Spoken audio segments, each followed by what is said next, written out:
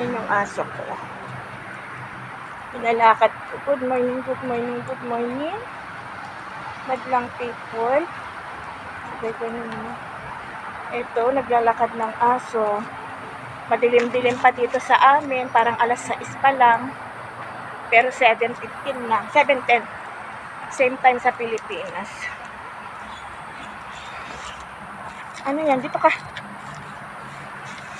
Itong aso ko na to. Ayan. Sige lang, lakad lang tayo.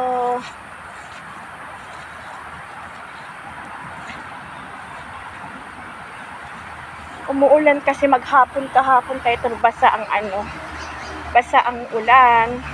Diba? Basa ang ulan.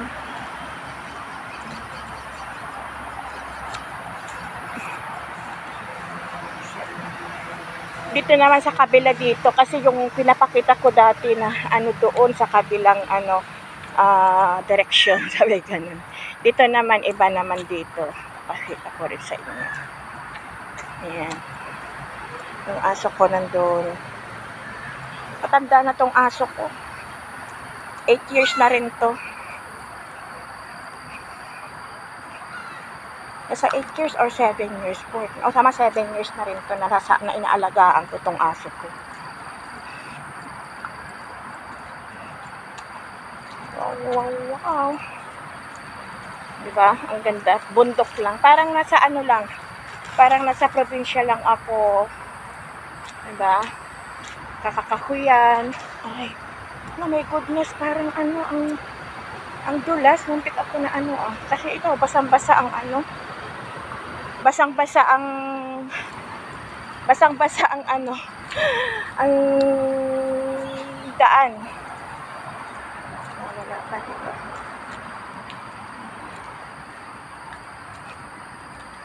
Ito yung mga building namin. Dito naman yung kalsada na yung overpass. Yan yung overpass papunta dun sa sa malaking yan. Yung overpass na yan dugtong doon sa malaking malaking park. Napakaluwang yung nandiyan na park.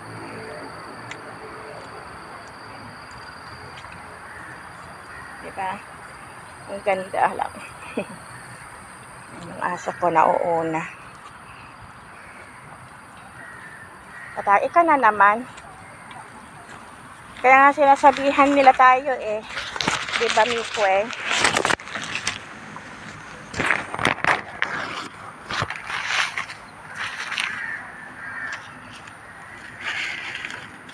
basa ang kain mo Miko Tapon natin. Ang daming basura ngayon.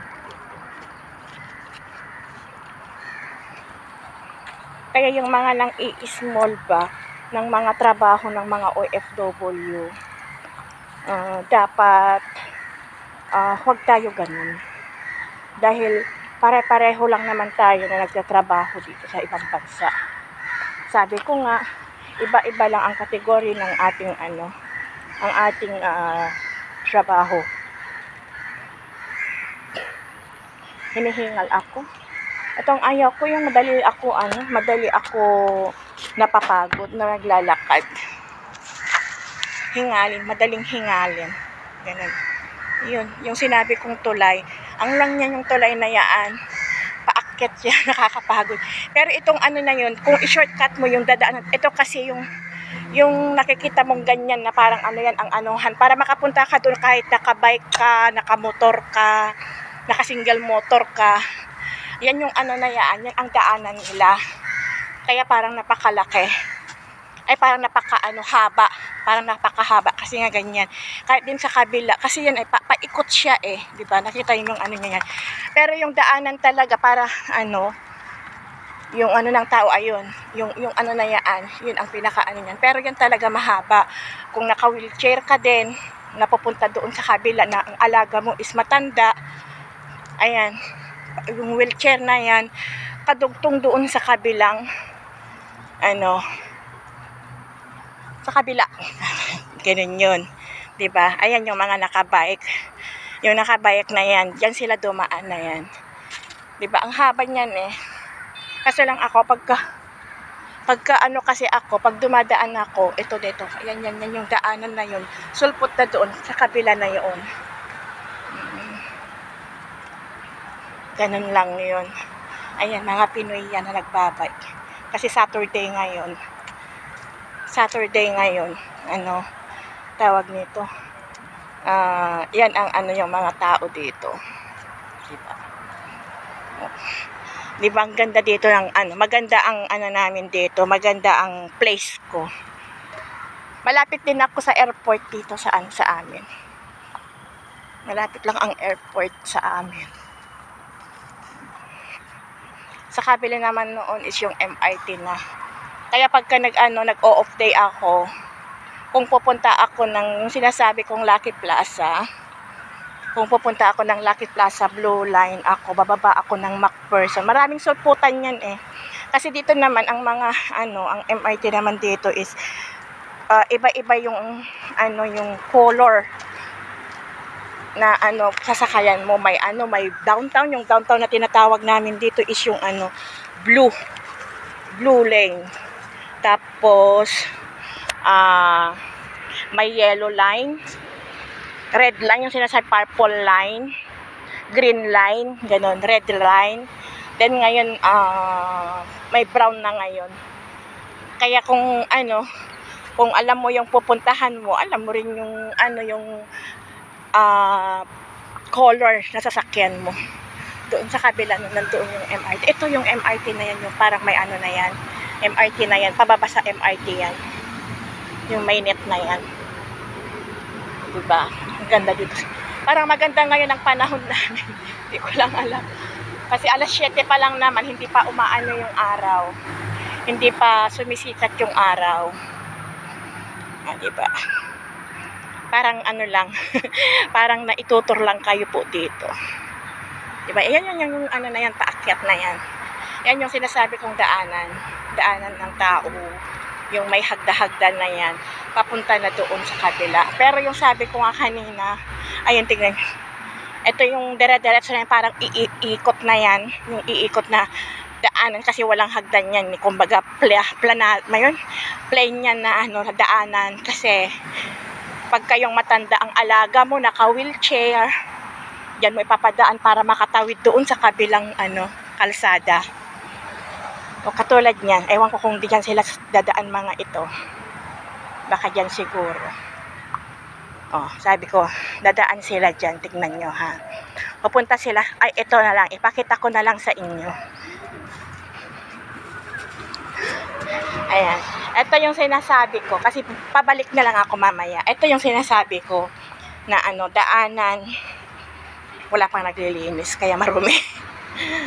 Ito, daanan yan. Ayun, di ba nakita niyo yung yung may stroller ng bata na tinutulak. Yan. Pataas to ng namin. Ang ganda ng ng Singapore. Ang ganda ng ng Singapore, di ba? Kung ganito lang sana dyan sa Pilipinas, naku po, kaso lang hindi kaya yung mga nakikita natin ng mga views dito sa Singapore, hindi kaya natin sa Pilipinas. Sabay ganun, parang inis po. Ayan. O, diba? Paano to? Paakyat. Kung gugustuhin mo, pupunta dun sa kabila. Ganun lang yun. Kaya napaka-safety dito. O, ayan. Diba, ang haba. Ang haba. Sobrang haba. Ang trabaho ko naman dito, okay lang. Wala naman mabigat na trabaho ko dito.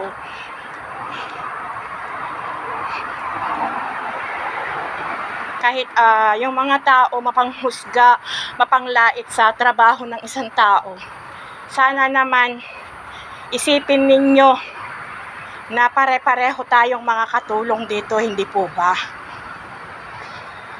Diba? Ay. Diba? Ito na. Ito yung sinasabi ko, end ng nito. And ng ano, tapos ganito pa rin yung daanan mo. Pababa pag may ano ka. Pero pagka ano naman, ayaw mo yung ganyan na lakad, eto maghagdan ka. Eto yung hagdan. Ayan. Kasi yung ganun din yung daanan mo doon sa kabila eh. Nandoon sa kabila oh. So, ayaw ko nang pumunta doon kasi mapapalayo ako. Ayan. Ganito, hagdan na ito, pabalik sa akin na to. Parang tinuro lang ano, ayan. Yung sa kabila naman nandoon yung sinasabi ko malaking ano. Ito yung ano, yung sa kabila na yun is MRT. Nung pumunta ako dito 2011, ginagawa na yan MRT na yan. 2017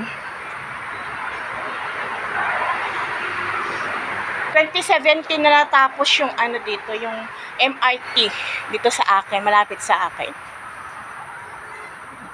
Ito, pababa ako ulit. Naghagdan na lang ako. 'Di ba? Ang ganda, maliit na ano lang ang Singapore. Maliit lang na country ang Singapore, pero ano, napakaganda. Ang daming ano dito, ang daming mga tourist. Nagtutur dito ng mga ano. Oh. Ito ibang building naman to, 620. Ibang style din yan. Ito yung sa amin. Yung green na building yan. 613A naman ako. Diba? Ganun lang yun. Nakakapagod. Ayan yung nagbabike na yan. Tignan nyo. Kasi pagka ganyan na ano. Kaya safety ang tao dito sa pagtawid-tawid. Pag may mga overpass. Diba? Ngayon, pabalik ako. Dito naman every morning, mga 6 pa lang or 6:30, marami ng mga naglalakad. Kasi nga, ang haba nito. Ang haba. Maaga pa. 7 ano pa lang. Yan. Ang mga na-bike. Yan yung kalsada na kasi yan eh. Diba? Yung mga janitor, mga naglilinis na. Maya-maya dito malinis na. Yan. Ang ganda dito sa amin.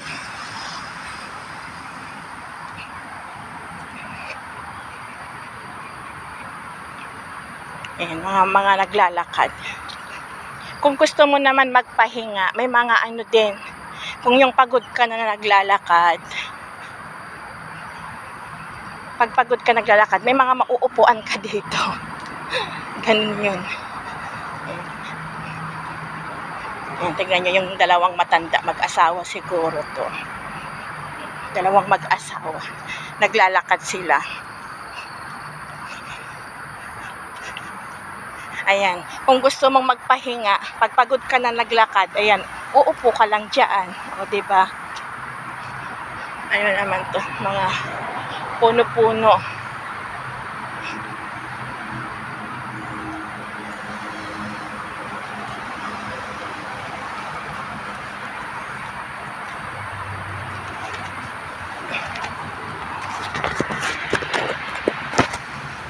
Nangawit yung kamay ko.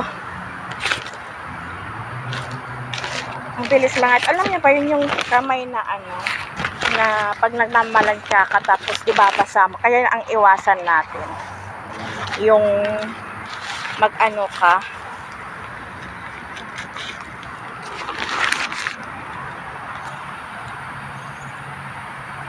Diba? Nangungula ka na naman, Miko eh. Yung mga matatanda na nag-ano. Kasi ito mahaba itong ano na to, yung sabi ko nga eh. Doon sa kabila ba sabi ko malaking ano doon, malaking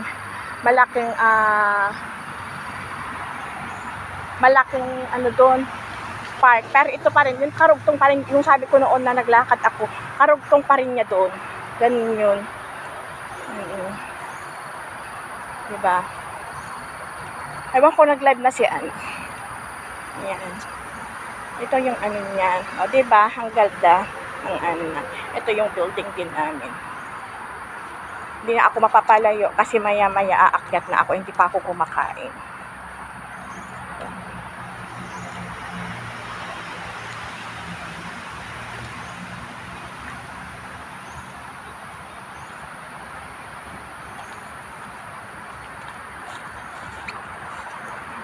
Sana nga maaga aalis ng mga amo ko mamaya para mamaya makapag-live ako ng 9 o'clock.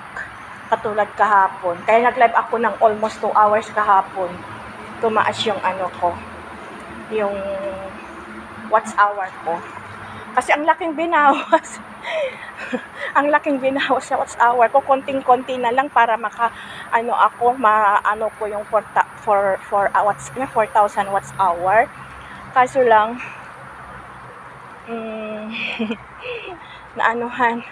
napabawas ng pabawas. Diba? Ayan. Diba? Ang ganda rin ng ko dito.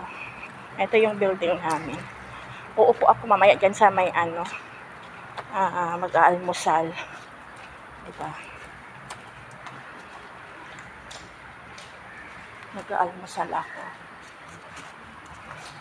At kahapon kasi, wala yung babaeng sir. Kagabi na sila ang umuwi sa bahay. Eh si sir naman nagpunta sa opisina kaya nakapag-live ako. Sana makakapag-live ako ng 9 o'clock yan. Pagkatapos na kasi aalis din naman yata mga yan mamaya. Diba? Upo muna ako dito. Pa 16 minutes. Ayan, nandito ako, nakaupo. Hindi ko maibak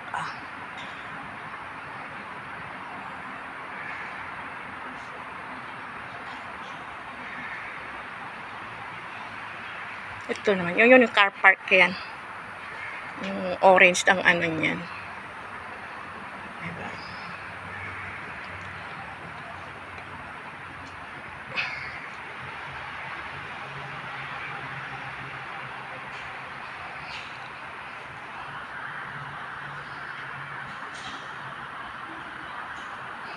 Hindi ko maibak.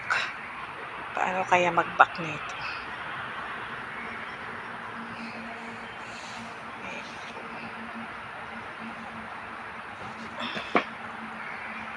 Ito yung nila, trabaho ko na pinagtatawanan ng mga hunghang.